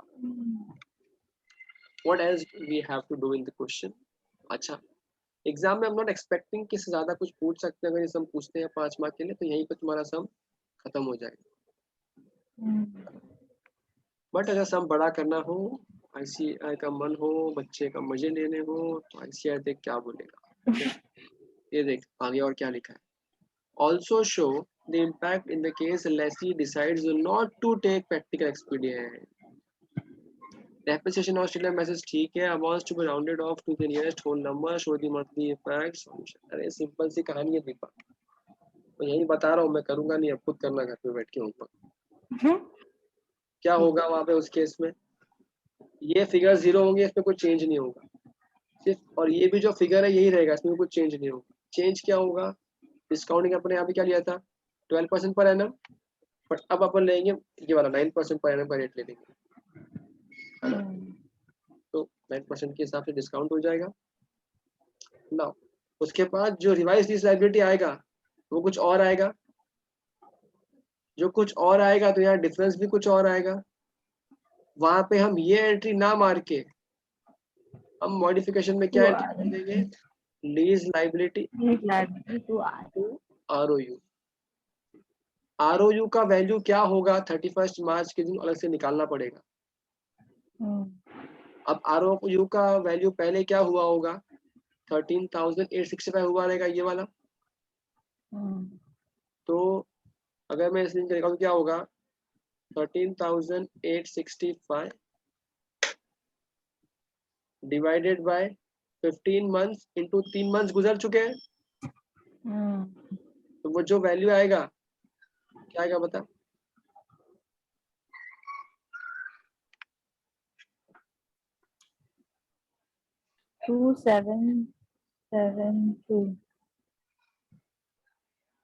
sorry 3 month गुजर चुके ना, इंटू 12 मंथ्स लेना, सीधा अपना वो आ जाएगा, वरना लेस करना पड़ेगा उसमें, एक ही बात है। ऐसे कर दूंगा 11092। 1092। तो जो भी तेरा वहां पे आंसर आएगा यहाँ पे आरओयू में से इतना कम हो जाएगा, और यहाँ जो आंसर रहेगा उसमें से भी उतना कम हो जाएगा। अल्टीमेटली जब आरओयू का रिवाइज फिगर आएगा लेस करने के बाद में, अब वो बचे हुए 12 मंथ्स में उसी में अमोर्टाइज होगा या डेप्रिशिएट होगा, और लीज लायबिलिटी का जो रिवाइज लायबिलिटी होगा इसी तरीके से काम करेगा। तो there is nothing new in that, we have already done it. as far as I don't think it was so difficult, but exam point of view say I consider very important, because this is something very new and COVID is a hot topic, and in India we are also having COVID wave 2 and we are awaited with COVID wave 3 as well, so we should know all these things, accounting. Okay, so have a look here, they have this new figures.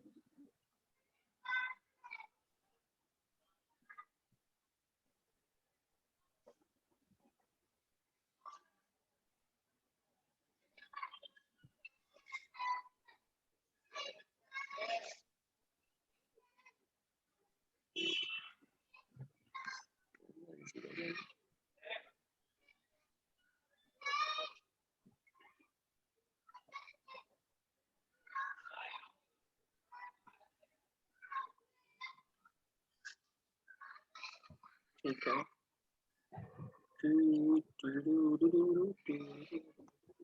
Okay, question number 7 थोड़ा रुकते करते हैं अपन, वो conditionals के ऊपर है and अपन के पास है अनकंडीशनल, तो पहले क्वेश्चन नंबर 8 देखते हैं।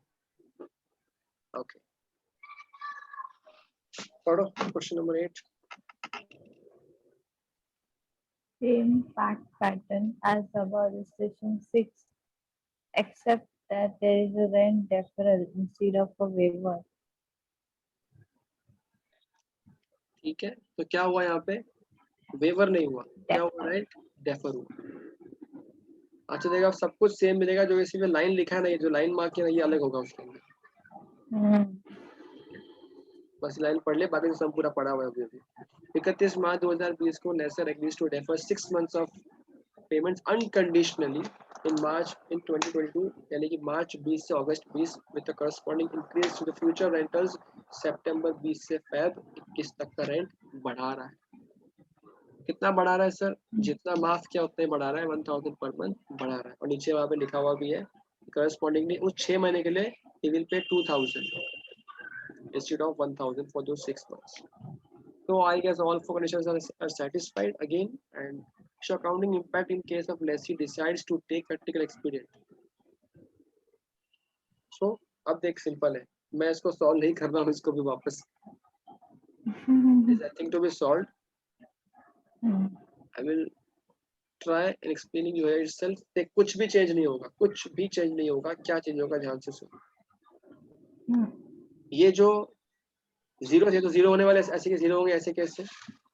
लेकिन उसके बाद जिस मंथ में वो रेंट ले रहा है उस महीने में outflow would be 1000 plus 1000 which means 1000, correct. So बस इसके अलावा कोई चेंज होगा नहीं, तो आपको कोरस्पॉन्डिंगली वही जो 1000 की जगह पे 2000 का रिवाइज्ड वैल्यू के हिसाब से अगेन सेम पीवी करना है, इसी तरीके से काम करना है। अच्छा ये तो सेम रहेगा, तो चेंज होगा तो सेम रहेगा, दिस वोंट चेंज। सिर्फ ये revise liability of lease change हो जाएगा, अगेन ये एंट्री सेम रहेगा, अकॉर्डिंगली ये चीज भी सेम रहेगा, everything would be same and similar. So just because we are very much aware of what concession means, it makes us feel more comfortable. Okay, there is nothing new in that particular case. Fine. So we are done with this question number 8 as well.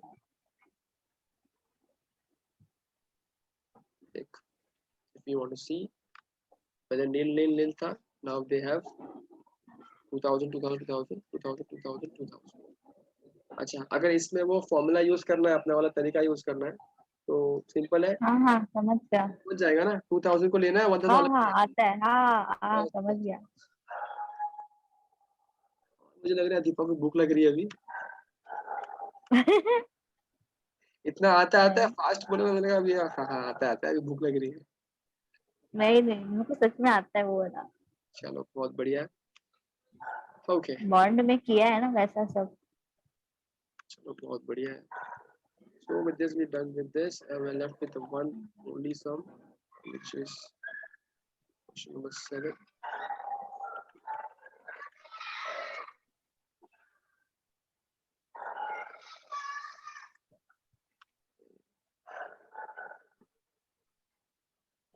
Okay, this is accounting for conditional forgiven lease payments. Now what is this, Deepak? Try understanding the baseline of this thing कि ये लोग ने क्यों चीज को लेके आया। देख हर कोई तो इतना साहूकार नहीं है ना कि ऐसा मार्च में ही बोल दिया कि ठीक है मत देना, रेंट मत देना। पब्लिक ऐसा भी, पब्लिक ने बात किया, देख भैया तेरा मार्च का रेंट तू कब देता है, 31 मार्च को देता है, 31 मार्च लॉकडाउन लगा, 31 मार्च को लॉकडाउन लगा हुआ है, मार्च का रेंट मत देना, जा माफ किया। सर अप्रैल का क्या, अप्रैल का अपन अप्रैल में देखेंगे। अब अप्रैल को 30 अप्रैल आ गया, 30 अप्रैल को मैंने कॉल किया, सर लॉकडाउन लगा हुआ अब तक तो सर मोदी साहब खोल नहीं रहे। अच्छा हाँ पूरा अप्रैल बंद था ना, जा अप्रैल का भी रेंट माफ किया। अगेन मई आया, मई में मैंने देखा, मई में फिर देखा लॉकडाउन बंद है, तो सब बंद है। अगेन बात हुआ, उसने कहा ठीक है मई का भी रेंट माफ किया। इन शॉर्ट उसने क्या बोला, जब तक लॉकडाउन चलेगा तब तक तेरे को माफ करूंगा। और लॉकडाउन कब तक चलेगा ये 31 मार्च को पता है क्या तेरे को, मुझे किसी को भी नहीं। So in that case this kind of concessions are known as conditional concessions. 31 मार्च को मेरे को मार्च के रेंट के साथ में क्या किया वो तो पता है, बट बाकी का मुझे नहीं पता। ठीक है, so keeping that in mind let's read question number 7। पढ़ो। Same fact pattern as above. Illustration 6. Except the rent waiver is conditional. पढ़ो? हम्म A lessee enters into 15-month lease agreement on 1st Jan 2020. Monthly payments are rupees ऐसा ठीक 1000 है, इसमें payable in सारी ये arrears. पढ़ ले, मेजर लाइंस पढ़ ले खाली। और The government announced a complete lockdown in March 2020, and on 31st March 2020, the lessor agreed to forgive lease rental starting March 2020. For the period, the business of the lessee is not allowed to operate due to lockdown. ठीक है, there is no The, date mention कब तक का rent माफ किया hmm. है ना? The rent concession is reviewed monthly and is conditional on whether the country is still in lockdown at the end of the month when rent is due. The तो entity entity को was allow कब किया? सितंबर से allow किया। Now hmm, standard says तुमको सितंबर से allow किया है, तुमको कब मालूम पड़ा? सितंबर में मालूम पड़ा। मार्च में यू वर नॉट अवेयर कि आपको सितंबर तक अलाउ नहीं करेंगे या अगस्त तक अलाउ नहीं करेंगे, तो मार्च में तो मार्च के हिसाब से हिसाब करोगे। आगे बढ़ क्या है? and hence the rent concession were obtained from March 20 to August 20. Okay, पढ़ो। Assume incremental borrowing rate on 1st Jan 2020 is 12%. This was inception date. आगे Show accounting impact in case the lessee decides to take practical expedient. Okay, So, so what would you do in this? Such sums are more simple than the earlier sums, Deepa. Just imagine 31st March को तुम खड़े हो and 31st March को I will do the same thing. यही पे इसी question पे आ जाते हैं। ज्यादा खिचड़ी ना बच जाए, let me copy it somewhere, वरना you will cry कि क्वेश्चन आंसर खराब कर दिया मेरे को। No, you won't cry. I will cry. इतना गंदा किया है कि समझ। क्या कर सकते हैं?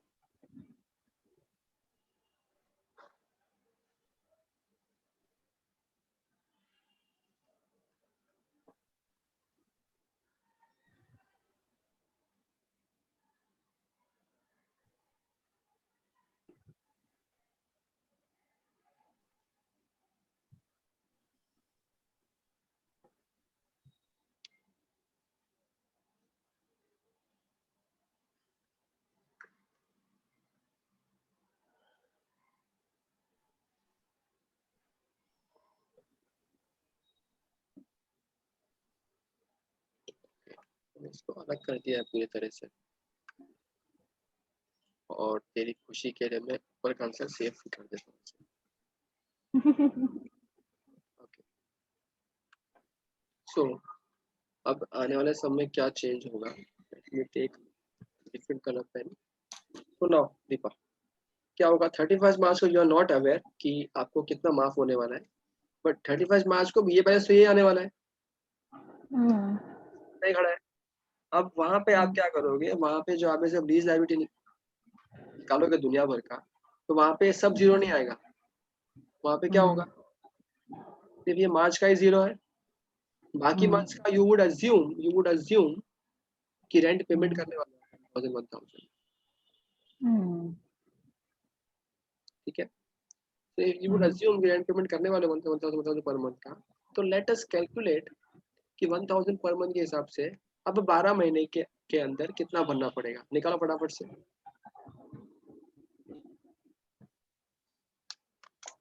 अच्छा, अगेन इंसेप्शन डेट का ही लेंगे, तो विच इज पर मंथ।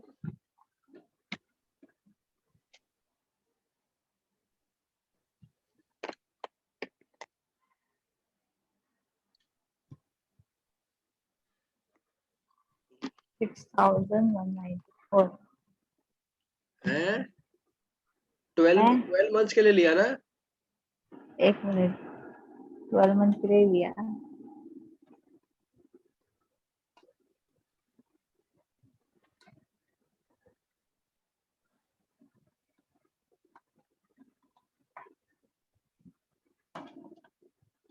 हाँ सारे मंथ का ही प्लस किया ना, हाँ वापस कर फिर, वापस कर।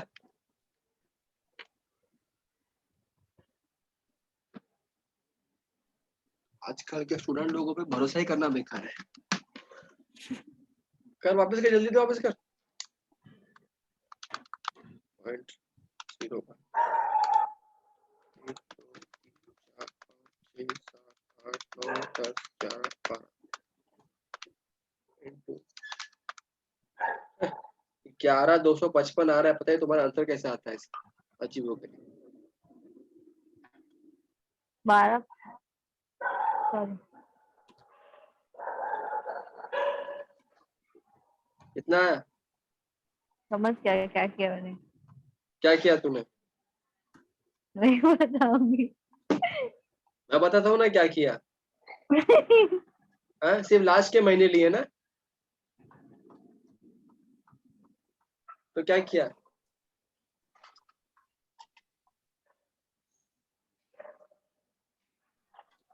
हाँ 11,255। अभी क्या मतलब, मुझे करना पड़ गया तो?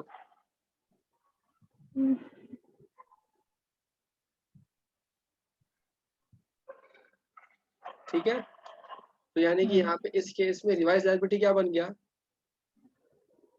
रिवाइज लायबिलिटी बन गया 11,255। तो अब डिफरेंस कितने का है दोनों लायबिलिटी के बीच में? 1,000 रुपीज का, है ना? हाँ। हाँ अब क्या एंट्री मानेंगे? सेम वही एंट्री मानेंगे। क्या था? Lease liability account debit to PNL which is 1,000।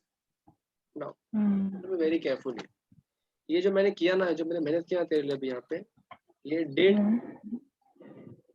Only for you, just to ensure कि तुझे हजम हो जाए, तुझे सिमिलर लगे जो पहले किया उससे। एक्चुअली में ऐसे करने की जरूरत नहीं है। क्यों जरूरत नहीं है पता है क्या? डायरेक्ट 1,000 माइनस कर दो। हाँ, कैसे? क्यों? लॉजिक पता है उसका? नहीं नहीं कर। बता बता ना, जनता जानना चाहती है, बता। क्योंकि वैसे भी एक ही महीने का नहीं दिया है ना। हाँ, इसके लिए नहीं जान दो, आप बता, मेरे को नहीं पता। इंटरनेशनल इंटरनेशनल अकाउंटिंग पढ़ रही है, और ऐसा अच्छा सिर्फ एक महीने, नहीं पता। ऐसा सिर्फ एक महीने का ना, जाने दिया। अबे ढक्कन, ध्यान से देख, अपन कब कहाँ पे खड़े हैं? 31 मार्च पे खड़े हैं। 31 मार्च के दिन कौन सा रेंट माफ हुआ? अप्रैल का या इसी मार्च का माफ हुआ? पाँच का। मार्च का ही माफ हुआ। और हमने जो पीवीज निकाले वो मार्च के बाद अप्रैल के लिए निकाले, अप्रैल से निकाले ना। मार्च का पीवी क्यों नहीं निकाला? क्योंकि मार्च पे तो खड़े, तो उस दिन का पीवी तो 1 ही है ना, तो 1 इंटू 1,000 वैसे भी 1,000 ही आने वाला है, पीवी निकालती तो भी। समझ रही क्या पॉइंट को? अब पीवीज क्यों निकालते हैं? अप्रैल का पीवी क्यों निकाला अपन ने? क्योंकि पेमेंट 30 दिन बाद दे रहे। का क्यों निकाला? उतने दिन बाद दे रहे। लेकिन यहाँ तो पेमेंट आज ही देना था और आज ही माफ हुआ, तो पीवी तो आज का वैल्यू ही है ना, तो बट हमें 1,000 से वैल्यू कम होगा ना, और 1,000 ही माफ हो रहा है। In short, long story short, अच्छा ये जो मैं तुझे अभी बताया ना, ये अगर मैं तेरे को बिना ये किए बताता ना, तो तेरा दिमाग हिल जाता। ये मेथड चेंज कर दिया, ठीक है? अगर तेरे माइंड में तेरे को तकलीफ हो तो तू ऐसे ही कर, ऐसे वापस रिवाइज लायबिलिटी निकाल और कर।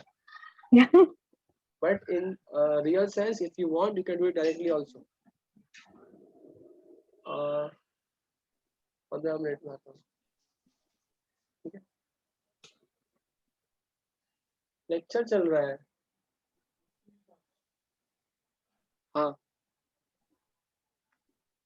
कहाँ पे था मैं? Long story short, same method, लंबा करना है तो करो, शॉर्टकट करना है तो करो। हाँ, तो देखो जो करना है वो तू कर सकती है, कोई प्रॉब्लम नहीं है। but in either of the case answer would be same. Now suppose अब क्वेश्चन अप्रैल में चला गया, अप्रैल 2020 में चला गया, लॉकडाउन तब भी कंटिन्यू है अप्रैल 20 के अंदर भी। क्वेश्चन में लिखा है सितंबर से काम करने को अलाउ किया गया। So define present case. What the issue is?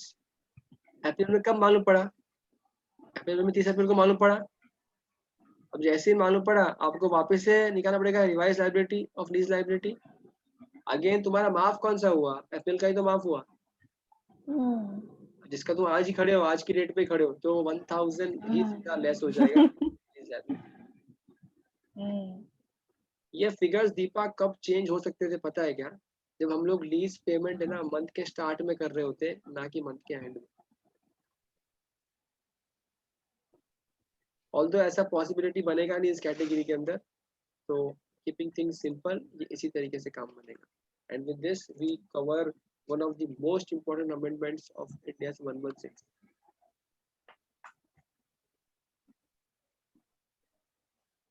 ठीक है, तो यहाँ पे पॉज कर